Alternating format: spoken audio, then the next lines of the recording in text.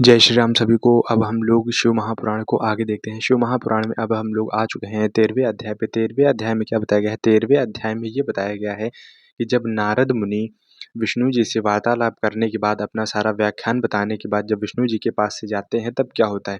तो यहाँ पे होता ये है कि जब नारद जी विष्णु जी के पास से चले जाते हैं, उनको नमस्कार करके अपने मार्ग की ओर प्रस्थान करते हैं, तब शिव जी की आज्ञा से विष्णु जी अपनी माया से पूरी नगरी को उनके लिए, नारद जी के लिए पूरा खेल रचाते हैं। खेल में क्या होता है? खेल में होता ये है कि शिव जी की इच्छा से, विष्णु जी तो वैसे भी मायापति हैं, वो माया निर्माण करने में उनको विलंब होता भी नहीं है। तो क्या करते हैं, जब नारद जी वहाँ से चले जाते हैं तो नारद जी के मार्ग में एक सुंदर सी नगरी का स्थापन करते हैं। वहाँ पे एक सुंदर नगरी को बसाते हैं। उस सुंदर नगरी में वैकुंठ लोक से भी अधिक सुंदरता दी गई है। वो कैसे दी गई है कि वहाँ पे जितनी भी सुंदरता है, वैकुंठ लोक तो सुंदर माना ही जाता है, उससे अधिक गुना उस नगरी को शोभायमान किया गया था। जो विष्णु जी नगरी बसाते हैं तो उस नगरी की व्याख्यान क्या है, उस नगरी को हम लोग कैसे जान सकते हैं, उस नगरी का यहाँ पे विस्तार मिलता है, इसका वर्णन किया गया है। तो वो नगरी कैसी होती है? जब नारद जी जा रहे होते हैं तो उनके मार्ग में एक विशाल और 100 योजन विस्तार वाले अद्भुत तथा अत्यंत मनोहर नगर की रचना की जाती है।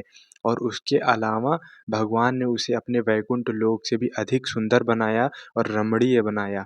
वहाँ पे नाना प्रकार की वस्तुएं और नगर को शोभायमान करती थी, और वहाँ पे स्त्रियों और पुरुषों के लिए विहार स्थल बनाए गए थे, और वह नगर जो था वो चारों वर्णों से युक्त था।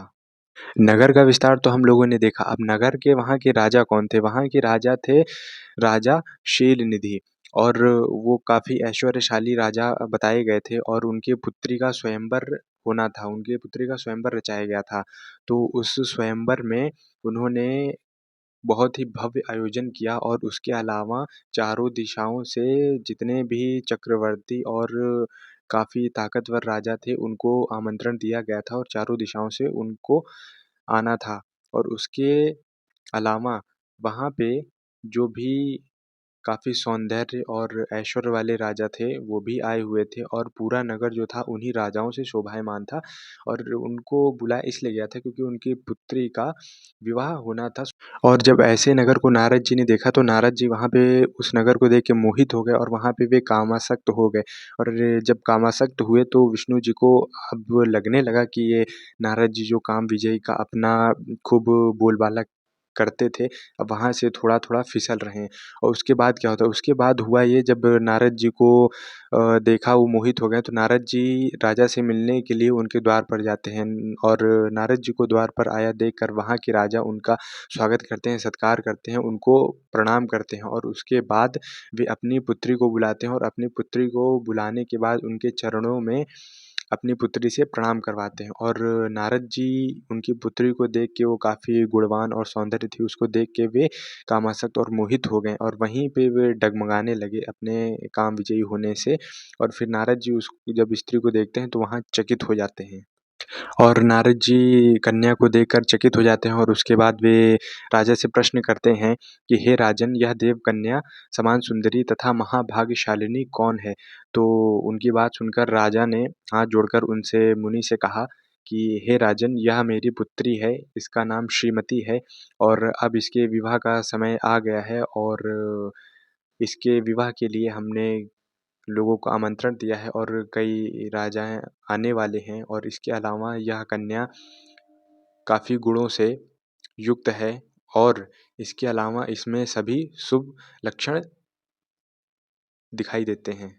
अब राजा क्या करते हैं? राजा नारद जी से कहते हैं कि हे मुने, आप मेरी पुत्री के ग्रहों को देखकर यह बतलाएँ कि मेरी पुत्री कैसा वर प्राप्त करेगी, और उसका वैवाहिक जीवन किस प्रकार बीतेगा। तो नारद जी उनकी पुत्री को देखकर कामासक्त तो हो गए थे, और उनके पूछने पर वे क्या जवाब देते हैं, इसको हम लोग देखते हैं। वे राजा को इस प्रकार संबोधित करते हैं, वे कहते हैं, हे भूपाल, आपकी पुत्री समस्त शुभ लक्षणों से संपन्न परम सौभाग्यशाली है, और उसके अलावा धन्य और साक्षात लक्ष्मी की भांति समस्त गुणों के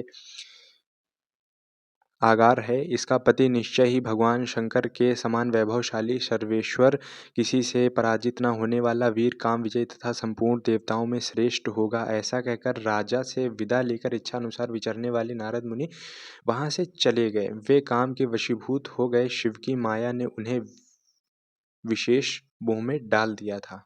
अब वे यहाँ पे फंस रहे थे, जो उनको काफी अपना अहंकार हो गया था।